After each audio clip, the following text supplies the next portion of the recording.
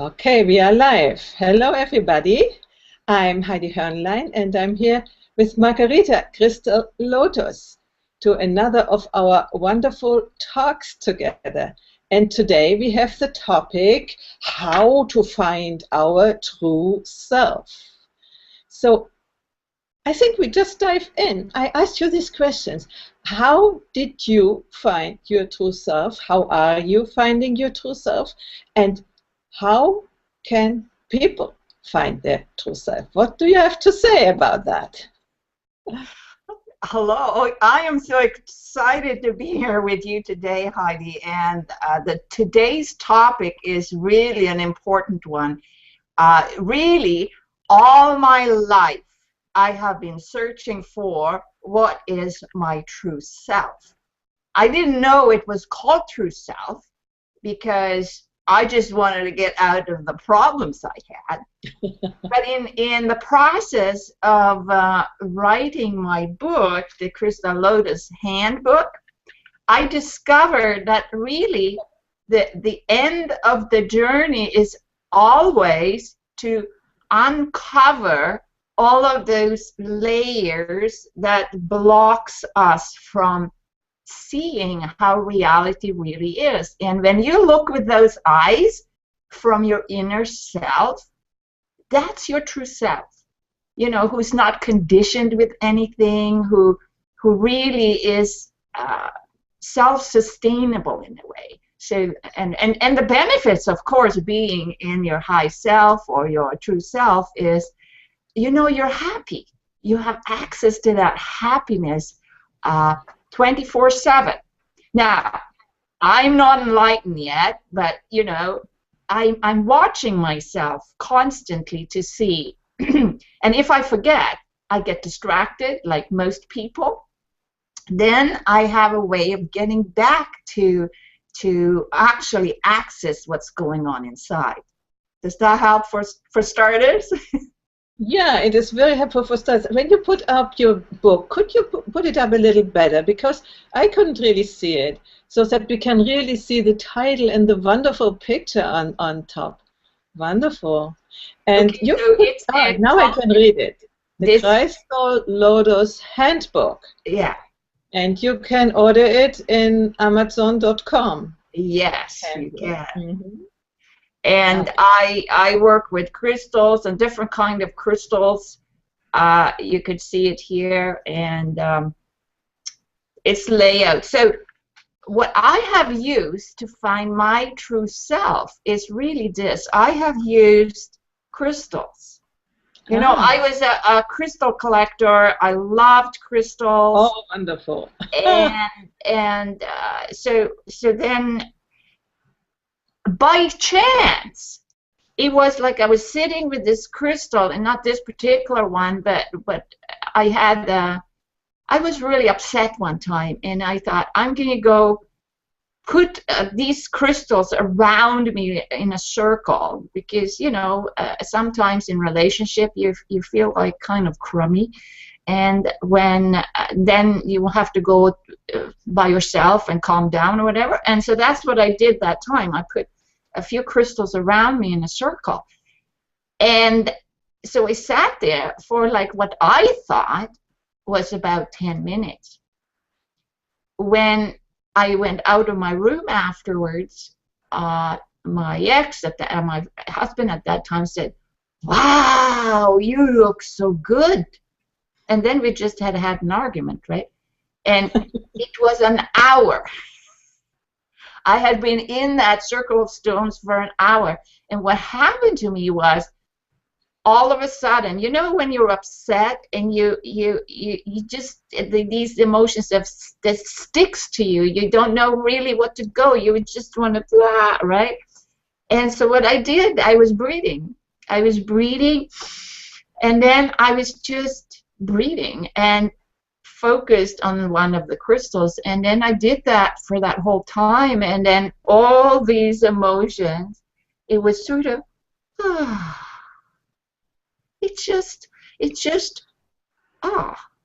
it's like I took off a big heavy wet bathrobe, And when I look back to that event, I was thinking, yeah, that's exactly what it was. And this bathrobe was covered me with cold or hot things, cold on some parts of my body, and then hot things on some parts of my body, if you know what I mean.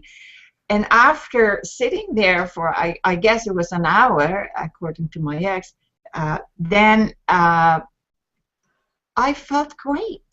I felt great. So at that time, I think I accessed part of my true self just by doing that. And the crystals helped.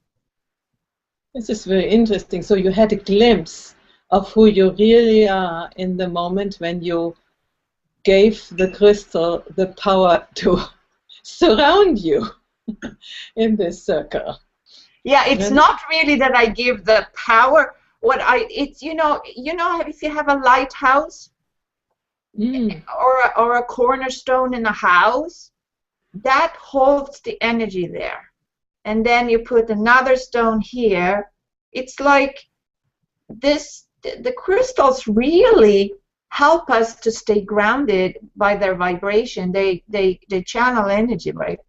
You know, you could send a light beam through a crystal all the way to the moon. If you didn't know that, it's called laser. And we can use that capacity of crystals to actually help us hold an energy. So I guess what happened, because I used mostly quartz at that time, I had like maybe 8 or 9 stones around me. It helped me to hold a space that's aligned with the Earth's energy. And as soon as you connect with the actual natural energies on the planet, whew, you get grounded, right? And then also you get expanded. And I think that's what happened to me spontaneously. Wow, you know? And so I cannot emphasize enough that even a small crystals can help you with that. You don't have to have a big crystal like this, although they're beautiful. Mm-hmm. But so that's how one can start, anyway. So I understand that it happened to you more or less by chance, or let's say by intuition, that you used these means, and you understood that this can really help because you experienced it, and then this was for you the starting point to explore this even more and to try out again, I presume, with yourself, and then to work with other people and see how it works. And as I understand, you have written a whole book on it. It seems to have worked. So I wonder, you know, when I, for instance, I cannot sleep. It's not true, but normally I can say, I cannot sleep at night, and what would I do, for instance, using crystals? What would you recommend me? Okay, so when you have a little kid and they're just too excited, there's too many things going on, they can't fall asleep. And it's the same with adults. Our inner energy is could be disturbed, or there is like thoughts going on in the head, and these are these parts of ourselves that you know, we haven't addressed yet. We haven't listened properly. Some people call it, you know, shadow side or inner child or something like that. But you know what it is, that voice inside. So the first thing you need to do before, I mean, I don't know if it's serious or not, but the main thing is to actually sit down before you go to bed, and even if you just hold a crystal in front of you, or do a little meditation with the crystal by looking inside of it and breathing, it's like helps you to calm down, even though you don't think you're upset or agitated, but that comes up if you can't sleep, you know. And well, I wonder in this, when you say that now, what is the difference with looking into a candle, like some meditation teachers say, just watch a candle and watch it burn? Is there a difference? And also, you know, you say a crystal. Is it the same? I mean, which one would you use? Just the one I have by chance, or would I use different ones? So 2 questions in one. Yeah, if you want to meditate with a crystal or a candle or a flower or just a dot on the wall, if you just have a dot on the wall, just look at the dot on the wall. But the beauty with a crystal is that it also holds an energy in itself. It's like a lighthouse that it's like, it aligns energy through the internal structure of the crystal, so that it's not only a focus of your actual eyes, but it has like an aura around it. And some people who can see auras also see the aura around the crystal, like on a person. This is interesting. Also, you can photograph that. And I have a picture in my ebook on my website that you can get for free if you like. There is a picture of, I took a picture of a crystal, and you could see the aura. It's a Korean photography. So that's kind of a very interesting thing. So that's in addition to just a mental focus on the point. And to go back to your question of sleeping, when you have grounded your energies and aligned your energy forms around you, which happens when you actually focus your eyes on a spot, then the discursive self-talk stops. It has to do with the eye movement, for example, and there's many methods like that many therapists are using. But if you also add the crystal, then it feels good. You know, like you hold. If this is a big problem of going to sleep, I would suggest some other crystal than quartz. But you can use a piece of quartz. That's okay. Exactly. This was my question. You say every crystal is emanating vibrations in its own frequency.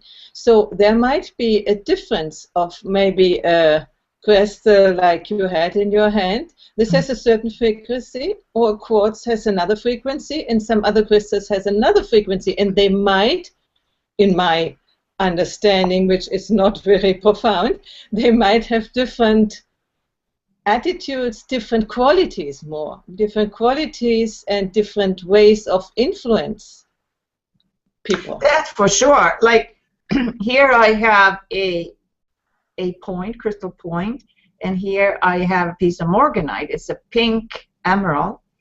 Mm-hmm. These two crystals have definitely a different vibration.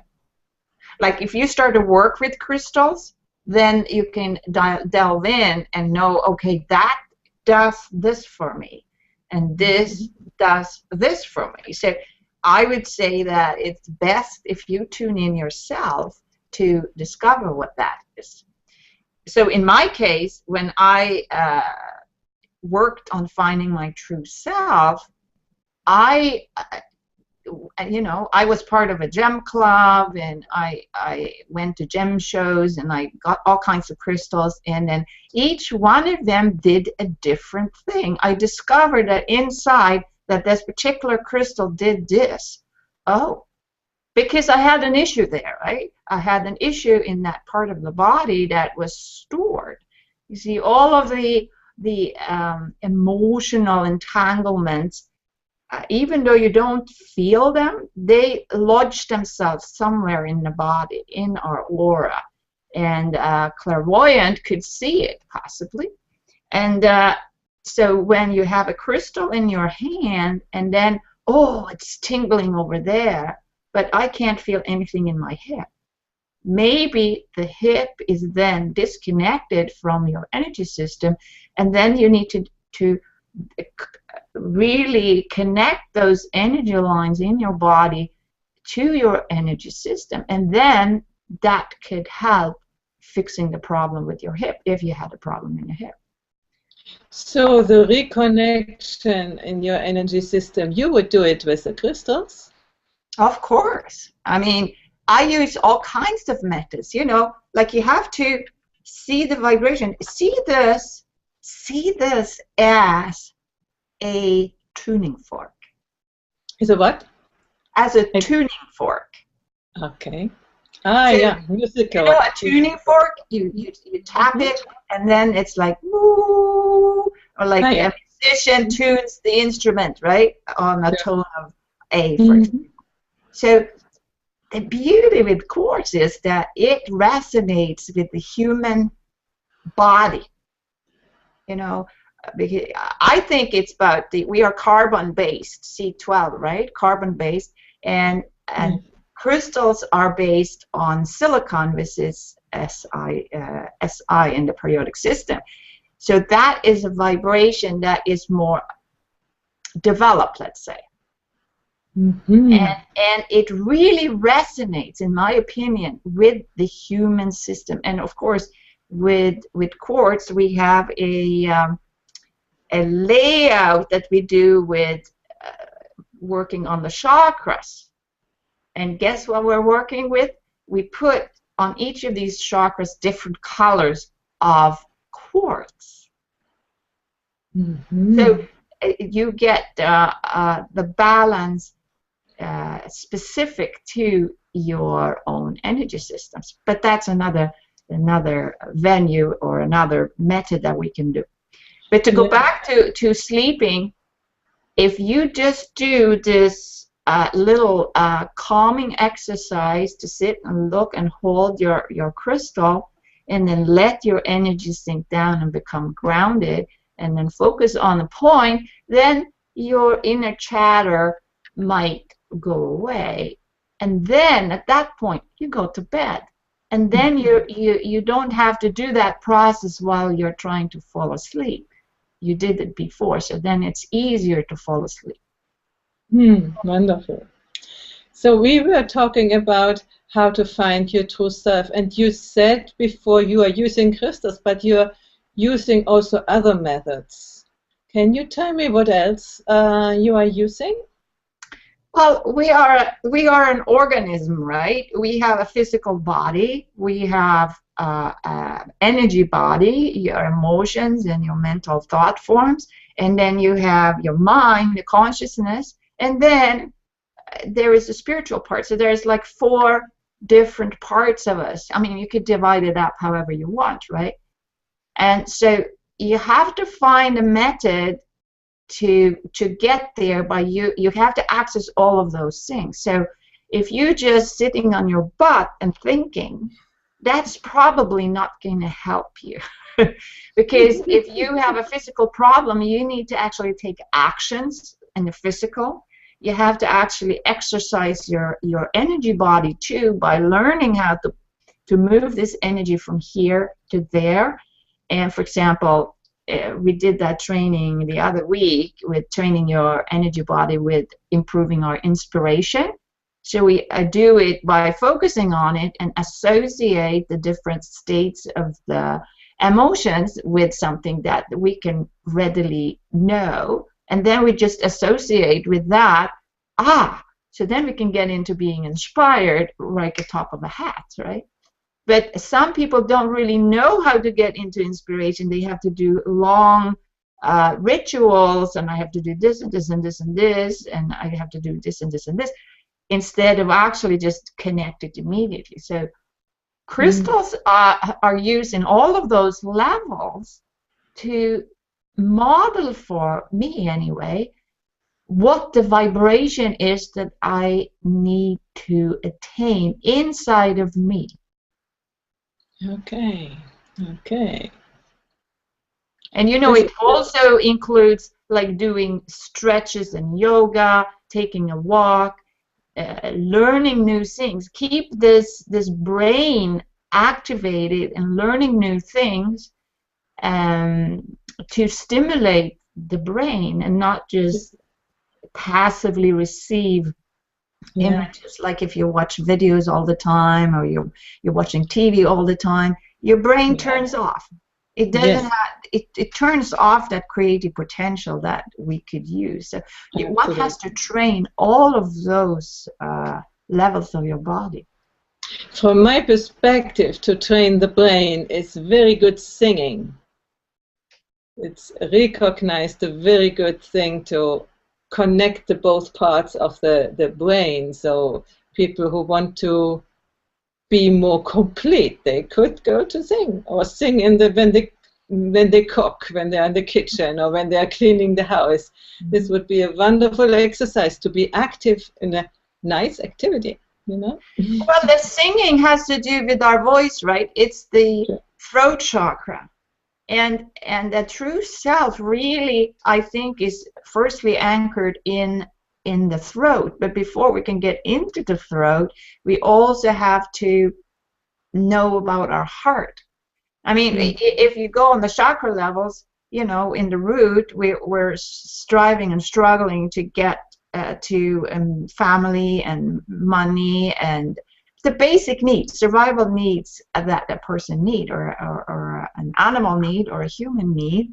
And then we move up on the chakra column, like, yeah, then in the next chakra we have a one-to-one relationship with people, like an intimate partner or a friend or a parent, whatever it is, like one-to-one. And then we move up into our belly, where we're working out the energies and empowering ourselves as an individual. But these are the levels where many people are at. But in order to know and how to get into the throat and the true self, you have to go into the heart as well. Yeah. And a way to do that is to make sounds. And you know, small children, they love to make noises, and we say to them, no, shut up, you have to be quiet. You know, in the school system, they say you have to sit still and be quiet. That's the worst advice we can give them, even though sometimes it's valid, right? Yeah, it's because 20, 30 kids would make a big noise, but for the personal development, it's not good to be shut down and to be admonished to not allow the voice to come out spontaneously. It's really not very good for maintaining an authentic voice. I mean, Yeah. you know a lot about working with voice and develop the pronunciation and the resonation and the letting that true energy that is ourself to come out. And I know you're an expert on that. Yeah. Yeah, it's fine. But let's come back to you and your book. Yes. I wonder, could you still, a little bit before we come to an end, explain what you are writing in your book and how listeners or watchers could use it so they might run and order it from Amazon? Yeah, so what I have done is I have listed a number of practices that you could do, and incidentally I use crystals, right? And you could do, there's 50 different practices to get into your higher self, or your true self. So this is an encyclopedia of these methods. And I also have some pictures in there. When I was there, it was when I was in Egypt and saw the calcite formations in the desert. That was phenomenal. And I tell some stories about how you can do different layouts with different stones. And also I talk about the energy body. Like I did some drawings here with my friend Cherie, who holds this crystal in her hand, and how it looked like to me. It's like have this aura in there, right? And so it's case stories and it's methods how to get to your true self, really. Very interesting. So I highly recommend to run to Amazon.com. Yeah, and you know, Margherita, you can find her on thecrystallotus.com, and she will be happy to guide you in a journey via crystals and other healing methods to your true self. Okay, thank you very much for being here with me. It was a wonderful talk. Yes. Bye, Margherita. Thank you so much, Heidi. And we'll see you next time. Thank you so much. Bye-bye.